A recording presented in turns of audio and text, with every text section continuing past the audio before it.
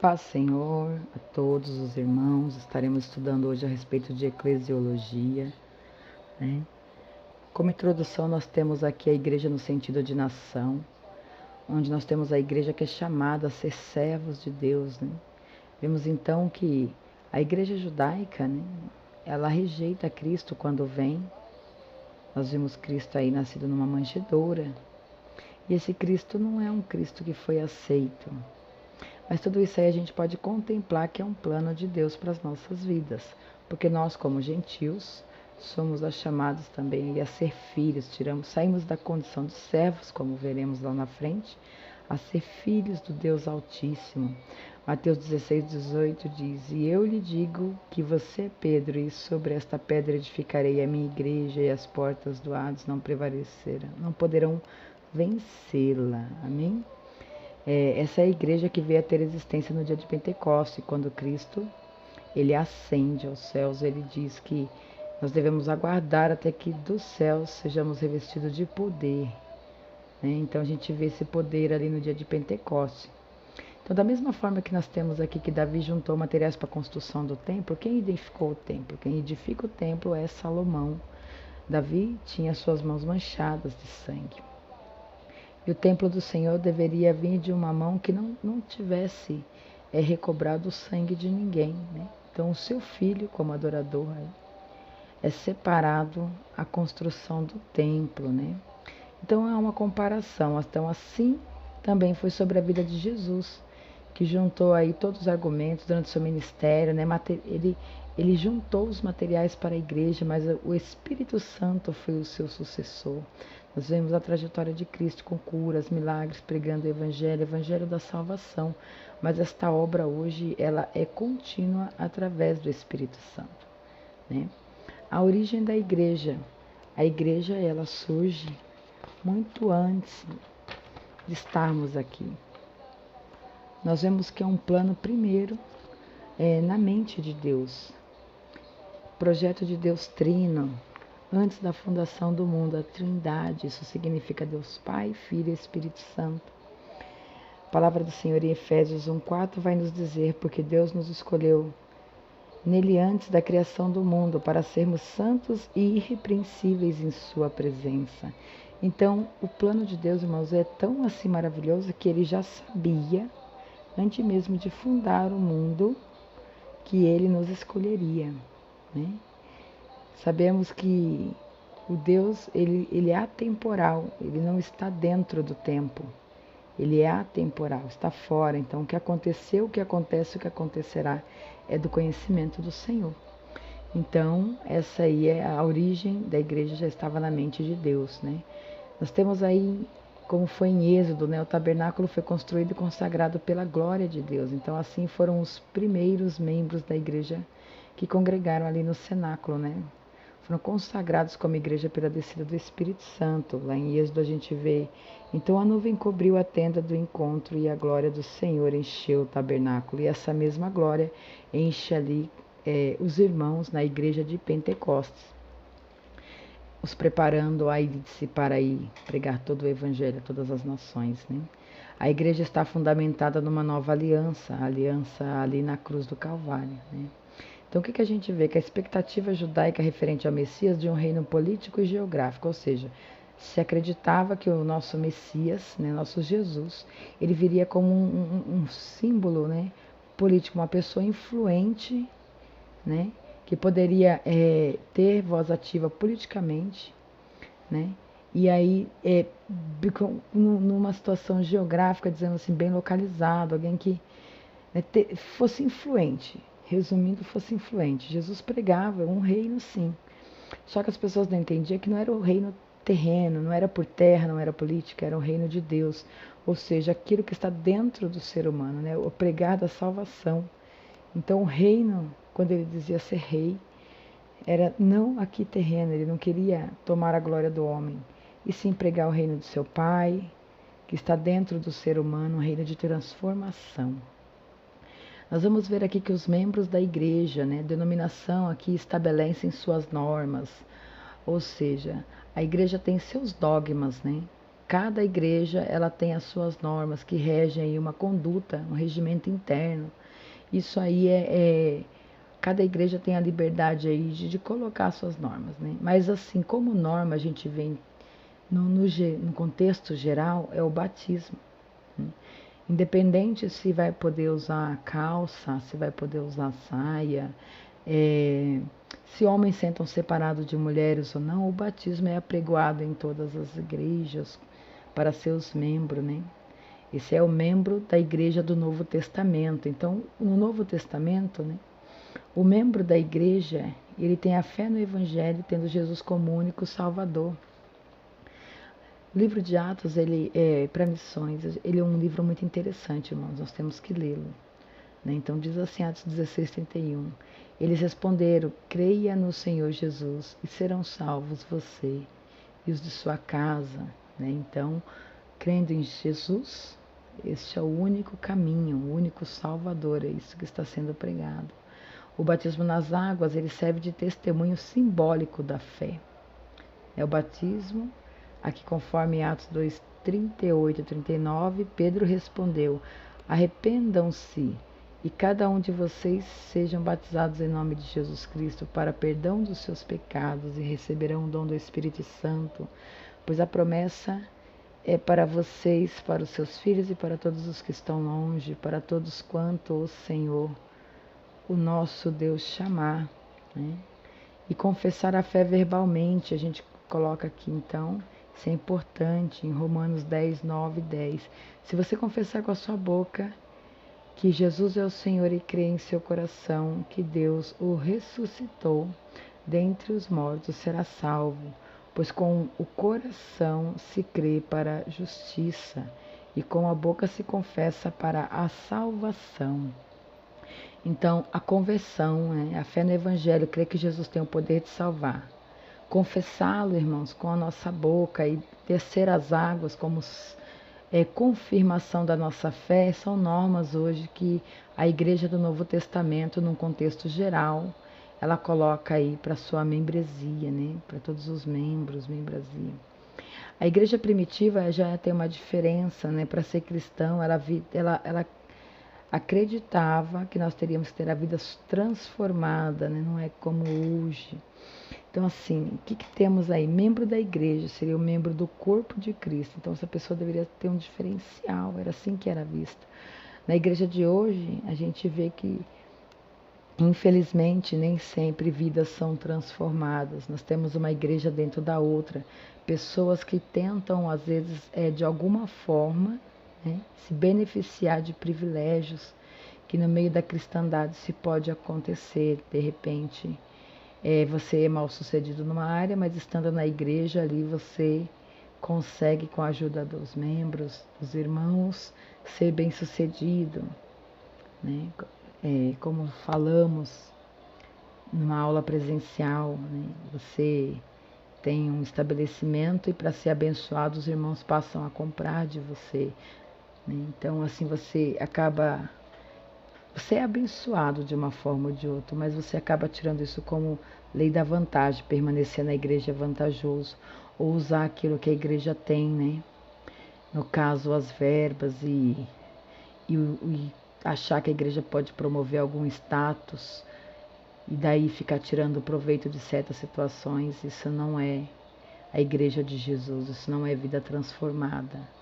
O que Jesus prega aqui é a vida transformada, onde você confessa o seu nome, né, que Ele é o único Salvador da sua vida, onde você, com essa transformação, tem o poder de levar a palavra do Evangelho de Cristo. Então, a semente do joio tem que ser separada, não pode permanecer. E a gente vê que ela é um sinônimo do reino de Deus. Então, o que é um reino? Nação sujeita à autoridade de um rei. Leis, ordens, organiza a vida social. Né? O que isso significa? Você tem um rei, ele vai ali diante do seu reinado, ele vai estabelecer normas, vai estabelecer padrões para aqueles que ali estão. E o reino de Deus, irmãos, estabelecido pela sua palavra. Ele estabelece todas as coisas, firma ordens a todos os seus súditos. Que esses súditos somos nós que temos o privilégio hoje de sermos chamados de filhinhos, né? Então aí eu coloco uma reflexão cristão versus reino. O que significa o reino? Qual a visão de reino que nós temos? Este é o reino de Deus, não o reino do homem. Então é bom refletirmos o que nós esperamos do reino de Deus. Né? O que esperamos fazer para conquistar o reino de Deus. O reino de Deus, ele abraça todos os que sujeitam à vontade do Criador. É a manifestação do amor de Deus pela redenção. Comunica-se com os seus chamando de filhos ao invés de súditos. Né? O nosso Deus aí que é onipotente, todo-poderoso, onipresente. Então ele nos dá essa condição de sermos filhos. A igreja, ela é parte do reino de Deus, assim como o Estado faz parte, assim como o Estado de São Paulo faz parte do Brasil. O que significa? Não é todo o reino de Deus a igreja, ela é uma parte. O reino de Deus vai muito além. O reino de Deus, ele vai sobre toda a criação, tudo que envolve a criação, planeta, terra. Podemos colocar aí toda a imensidão das galáxias, tudo isso é criado por Deus. Então aqui somente a igreja não é, ela faz parte desse reino, né? Assim como o estado de São Paulo faz parte para o Brasil. Sabemos que temos outros estados, né? A natureza da igreja, então nós vamos estar vendo aqui o que é a igreja. Pensando aqui o que é a igreja, né? Comunidade universal dos filhos de Deus, resgatados pelo sangue de Jesus, a qual caminha rumo a Sião celestial. Quando nós aceitamos Jesus, nós somos resgatados pelo sangue de Cristo, aquele que deu ali, então, a sua vida na cruz do Calvário, para que nossos pecados definitivamente fossem remidos. Porque, irmão, nós não temos condições alguma de nós mesmos sermos salvos. Nossa natureza é pecaminosa, como já falamos antes. E a nossa natureza pecaminosa não foi capaz que nós aqui na terra sequer obedecêssemos à lei. Aquele que veio aqui e foi capaz de suportar todas as aflições e mostrar que a lei deixada, que era a lei, fosse cumprida. Poderia ser cumprida pelo homem. Quando Jesus aqui desceu, ele não veio como Deus, ele veio como um homem, através do poder do Espírito Santo, e ele mostrou que seria capaz, e nós não fomos capazes. Então, através da sua vida, nós somos resgatados, através do sangue de Jesus, e nós nos mantendo fiel, isso é a igreja. Então, um povo, uma comunidade resgatada pelo sangue de Deus, que se permanecer fiel aos seus ensinos, à palavra de Deus, que é a Bíblia que nós temos hoje.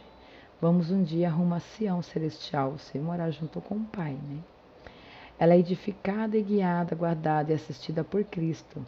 Fincou o marco fundamental na cruz do Calvário.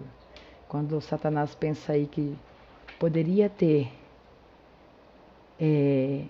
de alguma forma, cantado aí sua vitória sobre Cristo ali na cruz do Calvário, aí veio a reviravolta. Porque os planos de Deus, eles são perfeitos, são além do nosso entendimento, né?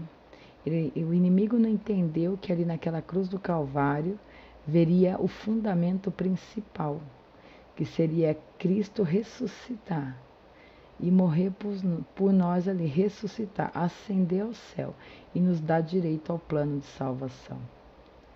Eclésia, o termo eclésia aí, né, seria os chamados para fora, da dependência do pecado para a comunhão e a vocação de servir a Deus na igreja do nosso Senhor, né? Então você foi chamado para fora da onde? Fora do pecado. Chamado para fora do pecado, para ter uma vida nova com Deus. Quando nós falamos da igreja, né, como uma assembleia local, nós estamos falando do templo, né, reunião de salvos em Cristo, que se reúnem em um local específico para ouvirem Deus falar e para louvarem a Deus. Então este aqui seria, na realidade, o templo, né, servindo-lhe na conquista das almas. A gente vai estar vendo aqui. Então, nós estamos juntos ali, congregando uns com os outros, né? Esse aqui é quando a gente fala igreja, somos nós o templo de Deus. Igreja como assembleia é o local onde nós nos reunimos para ouvir. Olha só que lindo, né? Reunir em um local específico para ouvir Deus falar e para louvarem a Deus, servindo-lhe na conquista das almas. Então, o nosso objetivo é ouvir a Deus, louvar a Deus e aprender de Deus o que devemos fazer para que almas venham ser salvas, né?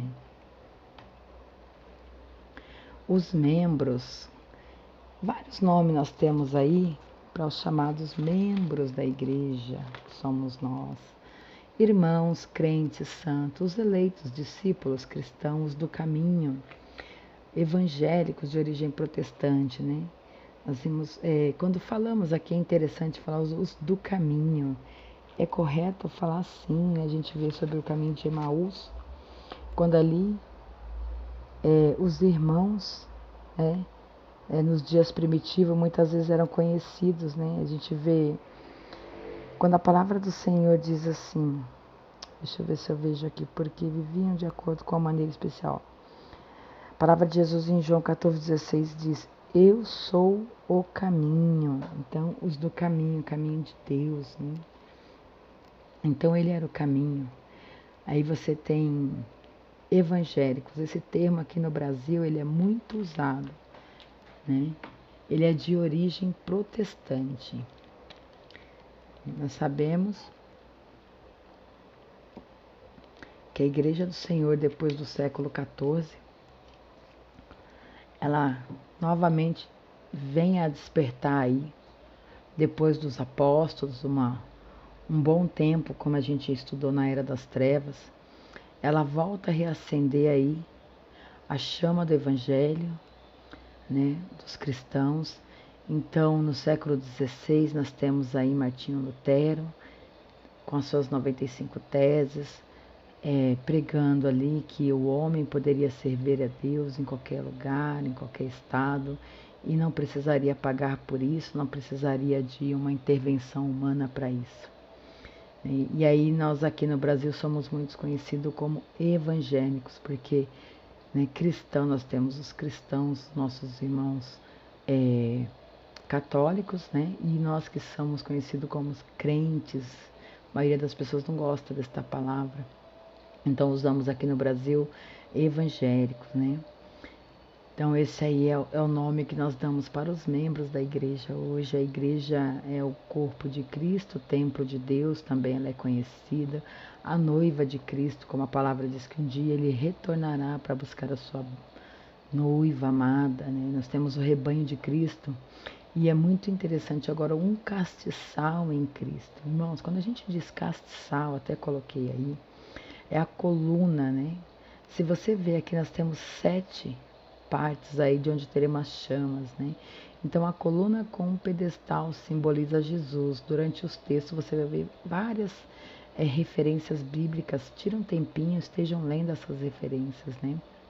Então, igreja como castiçal, nós temos aqui que os braços que saem dos lados representam cada membro da igreja.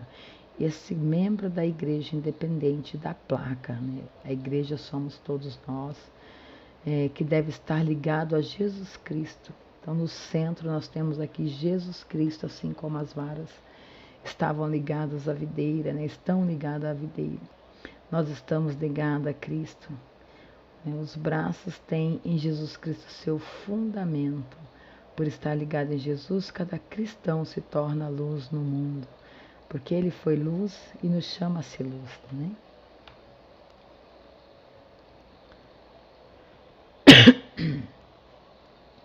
O reinar de Deus. Deus cumprir missão entre os que pertencem ao reino, aspecto interior e exterior. O que é que o Senhor quer dizer com isso, né?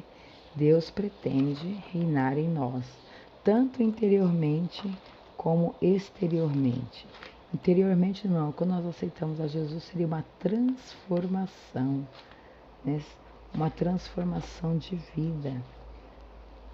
E aí, essa transformação que nós passamos, esse novo ser, essa nova vida, onde nós morremos e voltamos ao Senhor, espiritualmente com um novo aspecto, buscando mudança interior, né? Se eu tinha vícios, já não terei mais. Se eu tinha um temperamento árduo, já não terei mais. Então, tudo isso que é mudado dentro de nós, né? Esse reinar, ele tem que parecer de forma exterior, né? A nossa vida tem que ser canal de bênção, a nossa vida tem que ser um testemunho vivo, né? As nossas ações, procurarmos, através daquilo que mudou dentro de nós, alcançar outras vidas, né?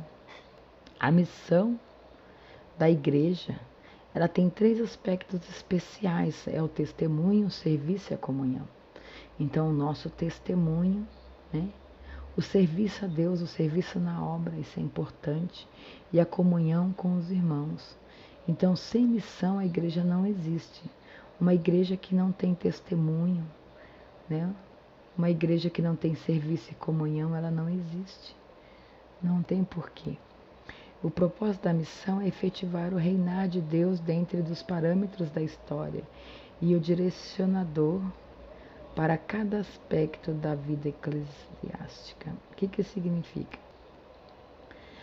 Propósito da missão: efetivar o reinar de Deus dentro dos parâmetros da história, ou seja, século XVIII, século XIX, século XX, século XXI, e aí teremos o século XXII e assim por diante, né? Dentro dessas modificações da história do homem, o reino de Deus, ele não pode deixar de ser apregoado. Ele tem que continuar, né? Então, esse é o propósito da igreja: levar o nome de Cristo, né? Independente da época, independente da situação, nós temos que continuar a falar do amor de Deus, né? E é o direcionador para cada aspecto da vida eclesiástica, ou seja, né, esse propósito, essa missão, ela direciona a nossa vida através do que? Da palavra. A vida do cristão é direcionada através da palavra de Deus, e a palavra de Deus está fundamentada na Bíblia. A gente vai ver em Mateus 28 e Atos 1, a igreja discipuladora vai falar como a gente deve agir para poder formar os discípulos, né? Irmãos, a salvação, ela é individual, mas não pode ser individualista, é só para mim. Só eu tenho direito, ela tem que alcançar outras vidas. Então, nós temos a obrigação de ser testemunhas de Cristo, de discipular as nações. O propósito da igreja é glorificar a Deus. E isso acontece de que forma? Então, o propósito da igreja, quando fala aqui, tanto eu e você, como todos os irmãos ali no templo, qual é o nosso propósito? Evangelizar, anunciar a salvação. Isto é uma ordem, não é um pedido de Deus, é uma ordem. Formar cristãos amadurecidos e santos, ensino e comunhão na grande comissão de Jesus ordenou que ensinassem os convertidos. Ou seja, para você ser um cristão amadurecido e santo, é necessário que você venha aprender a palavra de Deus. Através do ensino da palavra, nós vamos cada dia mais nos tornar o quê? Amadurecidos. Porque nós vamos buscar comunhão através daquilo que nos foi ensinado, buscando uma vida de santidade. Aí nós temos a importância da escola bíblica dominical, né, dos cultos de ensino que as igrejas colocam aí à disposição dos seus membros, porque sem o ensino da palavra, como que nós vamos amadurecer? Né? A gente vê uma criança que começa a aprender ali na escola, conforme ela vai lendo, rapidamente aí o seu dialeto vai melhorando e ela começa a pronunciar as palavras de formas mais rápidas, como assim numa matemática ela vai fazer contas, 1 mais 1 no dedinho, e vai chegar uma hora que de cabeça ela já vai conseguir fazer aquela conta. Então é da mesma forma o ensino e a comunhão. Então nós somos ensinados, discipulados ali, com a palavra também que vem do altar. É necessário nós estarmos junto com os irmãos na igreja para aprender a palavra de Deus, né? Então temos que estar assim, temos que estar nos cultos de ensino, na escola bíblica, ouvindo a palavra nos cultos que o anjo da igreja ordena à igreja, através daquilo que Jesus colocou em seu coração. E acima nós vamos nos tornar cristãos amadurecidos e santos, né? Então, evangelizar, formar cristãos amadurecidos e santos, e supre os necessitados, cuida da necessidade dos membros, pratica o bem aos de fora. Nós não podemos ver aqui um irmão passar uma necessidade da igreja, esse irmão não ser socorrido pela igreja. Infelizmente, a gente tem visto algumas vezes isso acontecer. Então, a igreja, o templo, a igreja, nós, todos nós ali temos a obrigação de ajudar um irmão quando em necessidade, independente de religião, praticar o bem às pessoas de fora. Você, de repente, não vai levar uma oração, uma palavra de consolo somente àquele que é cristão, aos das demais religiões também. Irmão, nós não podemos olhar para a religião. Nós temos que mostrar o amor de Cristo para que almas venham ser ganhas para Jesus. Os membros devem ter comunhão com sua família, alcançar os seus e dar testemunho de cristãos, ser sal e luz. Devemos participar sim das nossas festas em família, mas também devemos saber aí através do Espírito Santo qual o nosso limite. Quando vamos a uma festa, o Senhor ali também está nos conduzindo, lembra ser testemunho. Então nós temos vidas transformadas, devemos ali ser testemunhas de Deus em qualquer lugar que nós formos, sem escandalizar, sem chamar atenção. Então alcançar os seus, dar testemunho, está falando aqui. Mostrar que Jesus realmente transformou nossas vidas, demonstrar o nosso amor. Então onde nós entrarmos deveremos ser sal e luz, ou seja, fazer a diferença, tanto na nossa casa quanto fora dela. E aqui nós temos aqui propósitos de Deus com a igreja, Eu fiz aqui uma tabelinha aqui, onde nós temos aqui sobre Antigo Testamento e Novo Testamento, que seria o sacrifício. Então, no Antigo Testamento nós temos o sacerdócio levítico, Já no Novo Testamento aqui o louvor por tudo que Jesus fez por nós na cruz do Calvário. Os sacrifícios eram levados ali no templo. E hoje nós podemos louvar a Deus em todos os lugares por aquilo que Ele fez, que foi a salvação que Jesus nos deu. O serviço, nós tínhamos aí pessoas que estudavam, pessoas que estavam aptas a trabalhar para aperfeiçoar o santo para a obra, a gente vê aí.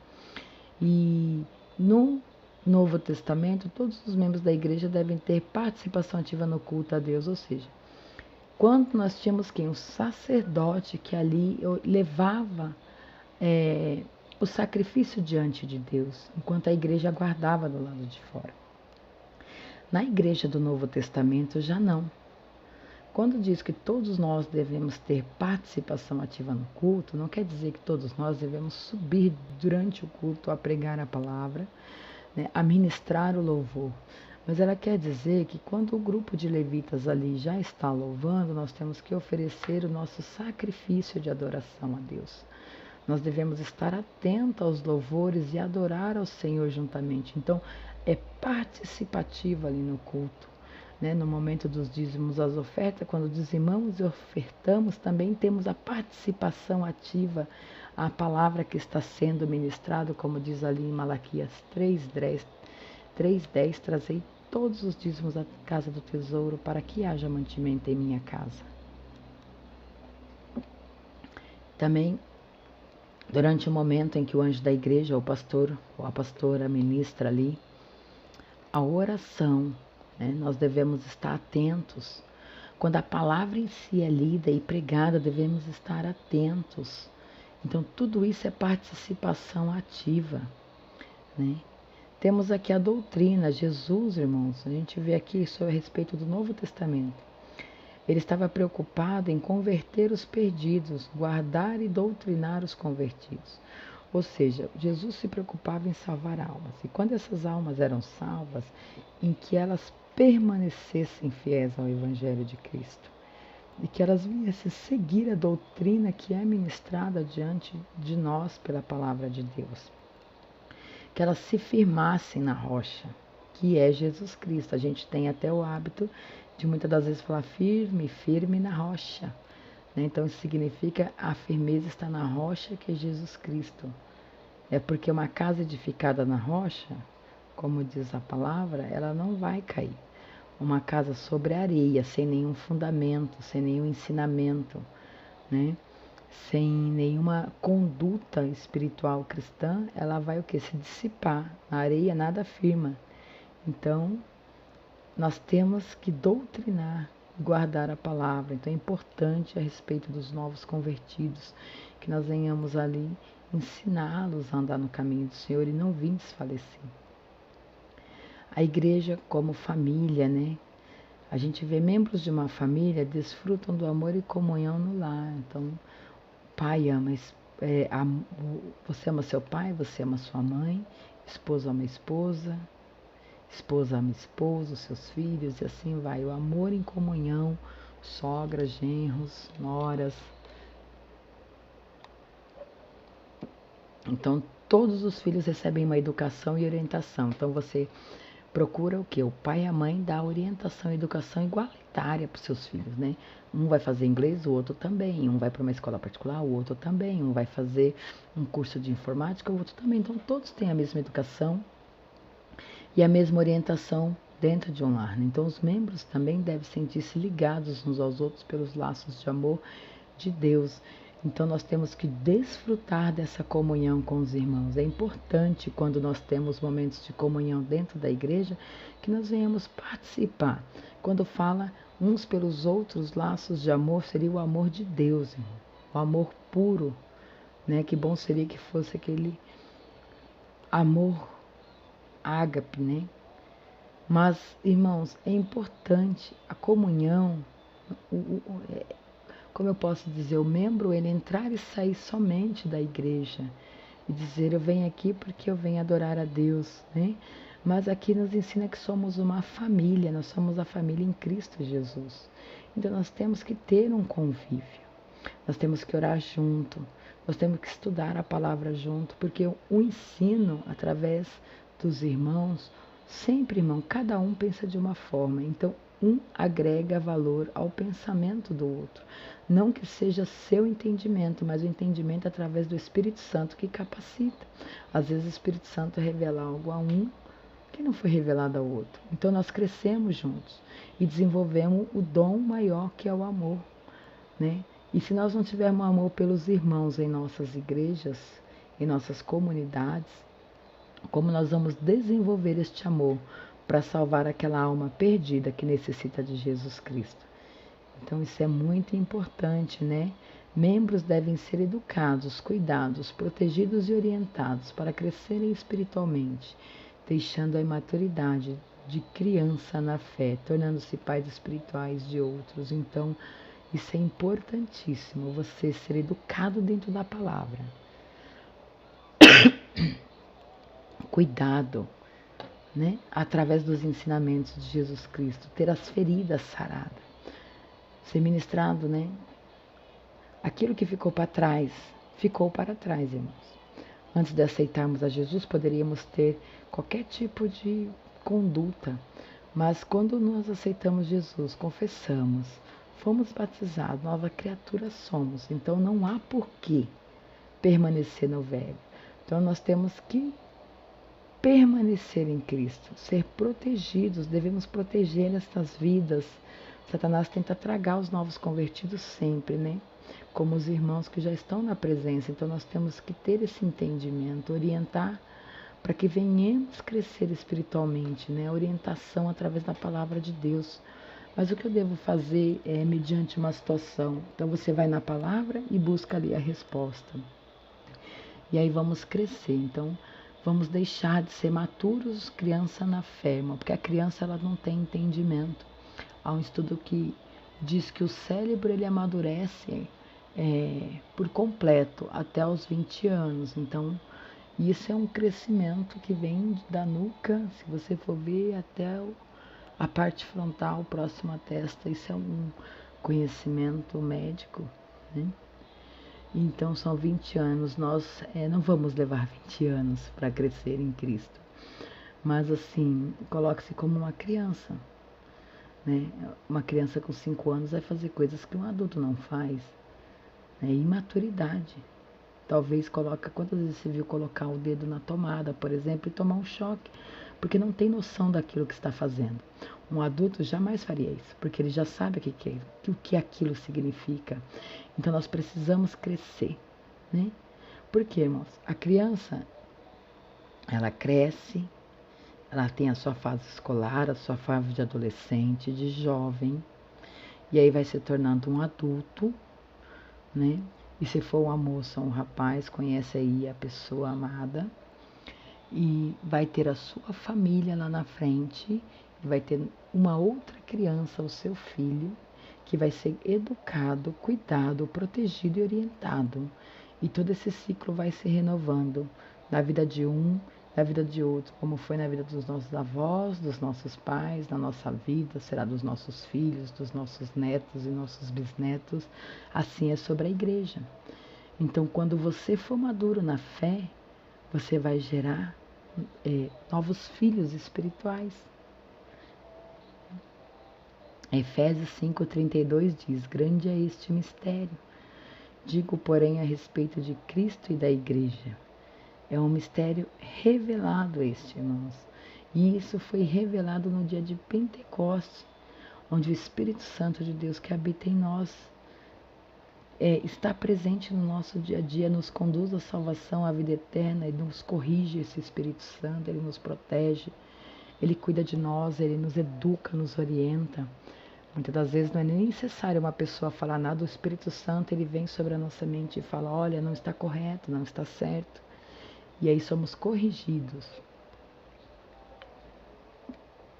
E esse ministério, através do Espírito Santo, ele foi revelado no dia de Pentecostes, ali, para a igreja primitiva.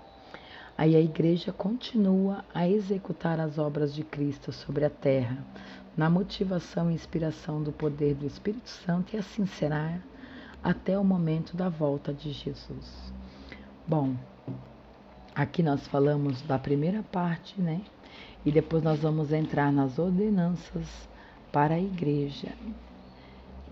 Vamos falar um pouco também de adoração da igreja. Vamos falar sobre a ordem no culto. Então não deixe de assistir a parte 2 deste vídeo. Um beijo no seu coração e até mais. A paz do Senhor Jesus Cristo. Amém.